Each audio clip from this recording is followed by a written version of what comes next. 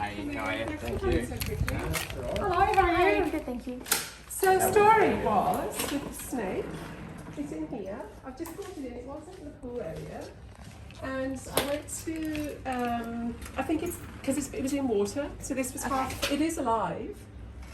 So it's on it was half full of, yeah. so the watering can was standing up and it was half full of water. And I went to empty because with the rain. Yeah.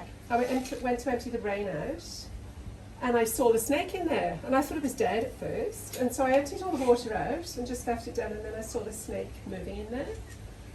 So I thought I'll just leave it on its side like that. When it was still shady out there, I thought it might come out by itself, but it's like a couple of hours later now, and it's not wanting to come out. It's found a nice dark hiding spot, so Yeah. so it won't leave. Well, I wondered if it was sick or... No, it's of that age. It was flicking its tongue, which is a good sign to begin with, and it's at that I did age. see that. Yeah, and it's at that age and size to where it's not as young as what we all thought. It's actually probably a couple years old. Is it a python snake? Yeah. And yeah, being that it is of a mature age. Is it mature, is it? Oh. I thought it was a baby, because it's small. Yeah, babies are about 30 centimetres. Oh, here it comes. Oh, look, he's Hey, beautiful. Oh. Oh. So yeah, a little bit bigger than what I was thinking we were walking into.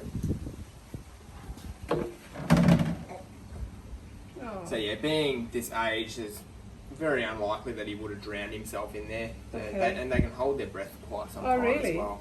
Well, it was probably only about a quarter full, so he could probably get his head out. Yeah, exactly. I don't know how long he'd been in there though. And they do that quite often. They soak themselves in water to get rid of parasites like little ticks, mites, whatever they have sucking their blood. Okay. So, and also when they need to shed their skin as well, they'll sort of sit in water just to soften it up. Doesn't look like he's coming up to a shed. He looks pretty fresh, but yeah, so it's a very common situation to run into carpet pythons wanting to just soak in water. Actually, looks quite healthy now he's out. Yeah, I was worried exactly. that he might be sick, but No, he's perfectly fine. oh, that's good. Well, I'd be happy for you to take him away and rehouse him. I don't really want him in the backyard if we can. Thank you for coming so quickly. So, Can I just... yeah. Not what you thought? No, I always thought they were sort of slimy. Oh yeah, that's what everyone thinks. You want to have another feel? Right, yeah, I don't mind. He's not poisonous, this one, is he? No. No. They do bite, so don't stick your hand in front of No. its face. And just no sudden movements. No.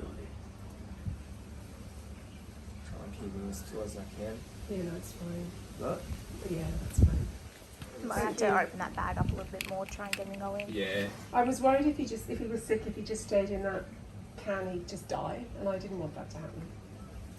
So, Go on. oh. So what will you do with him now? Just take him out in the bush somewhere? Yeah, it just goes back into conservation. Yeah, that's good. Let him do his thing Yeah. elsewhere. You can find some other water to soak himself in. Yeah, there's a good spot at Mango Hill that gets flooded with this sort of weather. So Yeah, right. and not every carpet python does what he does. They've sort of got their own little personalities and what they want to do. And obviously, he likes to soak himself, so we'll find him somewhere where he can continue to soak himself. That's good. Thank you.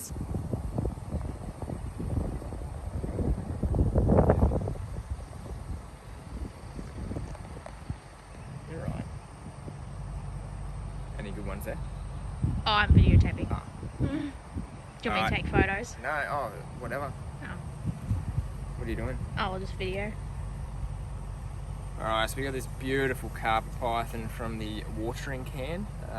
That is a pretty common scenario, so they'll sit in water and soak themselves for many different reasons. Parasites being one, like mites and ticks, stuff like that. Also, it does look like he does have some dry shed. I didn't notice that before, but you can see some dry shed right there. So yeah, he would have just been sitting in the water trying to soak his dry skin to make it come off. Cool fact about their skin, it's made out of the same stuff our fingernails are made out of. That's how they can slither over real sharp objects in the wild and not get cut and whatnot. He does have a few little battle wounds here and there. What that's from, nobody knows. But other than that, he's he's pretty good to let go. He's such a little sweetheart.